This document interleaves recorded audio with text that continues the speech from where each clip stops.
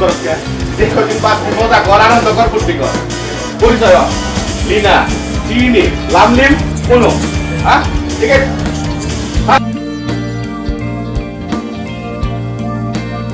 খাস না কে খা ঠিক আছে যাক হাই 50,000 50,000 500 জনে 2.5 কোটি তোর 1.5 কোটি আর আমার 1.5 কোটি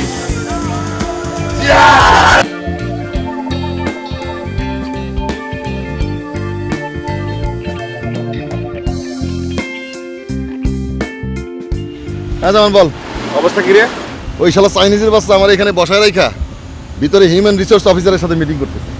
আমার অবস্থা আরো খারাপ ফুটপাতে খাড়া করে রেখে গেছে এই হালারা যে পার হেড কত করে নিবে লাগছে বুঝছো এই জিনিসটা জানা খুবই দরকার আছে কিছুই করার নাই দোস্ত, এই মালয়েশিয়ায় আউটসোর্সিং কোম্পানি আছে 200-এর উপরে, সবাই কাগজপত্রের জন্য পাগল হয়ে গেছে। এইগুলি দেখা ওই শালা হিউম্যান রিসোর্স অফিসারও পাগল হয়ে গেছে যে বেশি টাকা দিব সে কাগজপত্র পাইবো।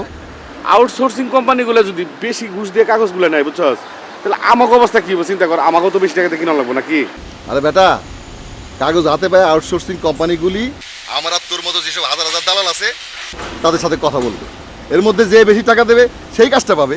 ফোন তারা যা দাবি করবো তখন তাই দিয়ে লাগবো আমাকে, তখন তার আমাকে কোনো পথ থাকবো না। তা তো দিতেই হবে, এ নিয়ে চিন্তা করার কিছু নাই।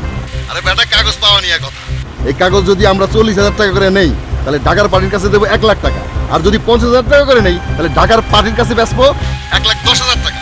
তাহলে মনে রাখবি প্রতি কাগজে আমরা 60,000 টাকা লাভ করি, কত টাকা দিয়ে কিনলাম সেটা কোনো ব্যাপার না। ঢাকায় বুঝছো লুৎফর আর হারুন ভাই যদি শুনে এই দামের কথা গড়াগড়ি বেড়ে সিকির করবো।